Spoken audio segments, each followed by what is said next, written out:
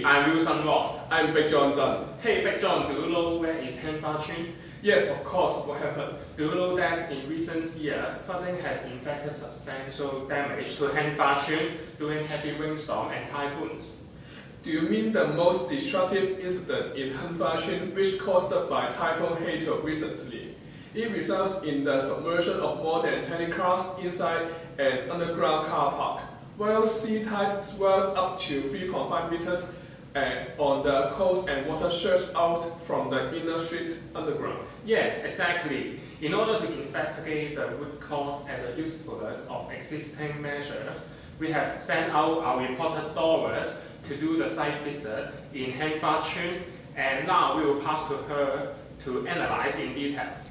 Thank you, Big John and Wilson. We are now at Hanfa Chun, and let's interview the residents to further understand the situation of flooding. During interview, we found out that the residents have insufficient knowledge of flooding prevention, which reveals the lack of public awareness of risk reduction. They also mentioned about the problem in underground car park and waterfront. So as mentioned, from here we can see that only big rocks are placed along the waterfront. So the effectiveness in preventing seawater intrusions and blocking highways are really questionable.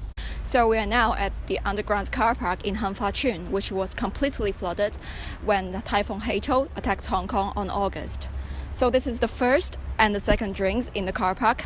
Getting closer, we can see that the drain is too shallow for preventing water flowing into the car park. So let's walk inside and have a look. So here we can see the third and also the last drain in the whole underground car park.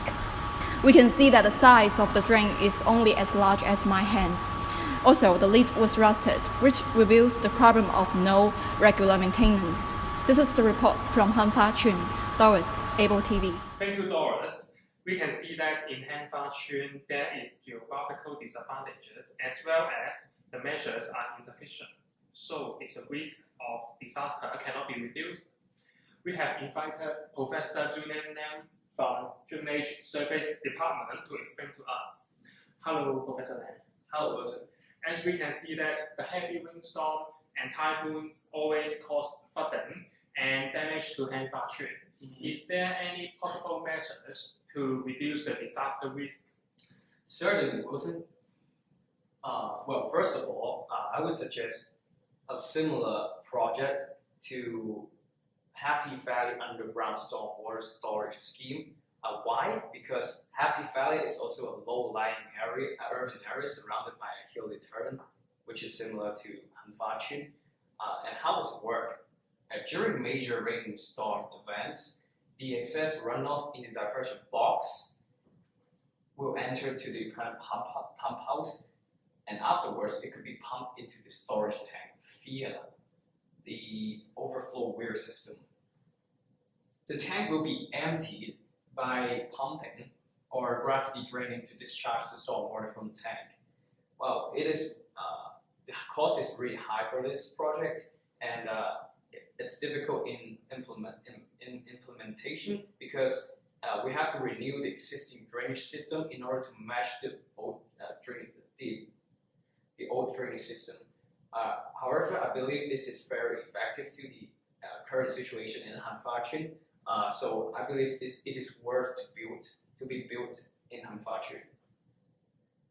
As for more detailed situations, such as the car park in Hanfa Chun, well, I suggest we should build a drop-down water gate, which can act as a flood barrier that could be manually controlled by the management office or automatically when it detects a potential flood.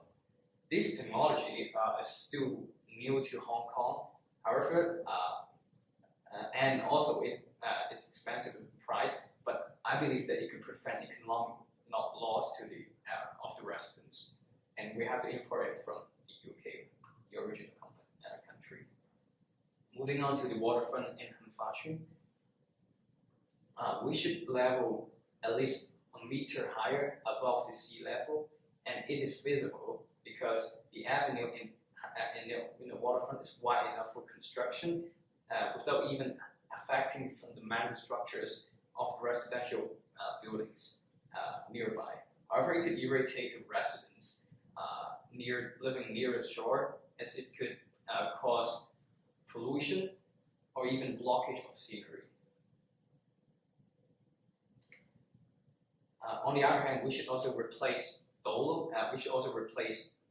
big, huge rocks with dolos. Dolos is originated in South Africa. It is a concrete block in a complex geometric shape weighing up to 20 tons each that can absorb and dissipate the energy of the seas.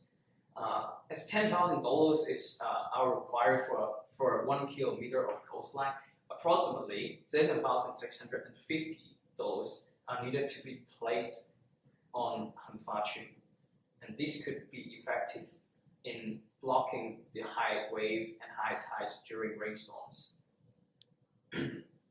Lastly, we should also implement immediate warning systems such as flood sirens and public notice. Placing flood sirens on the waterfront can efficiently warn residents, and making public notice to the residents by the management office could allow the residents to engage in household flood prevention.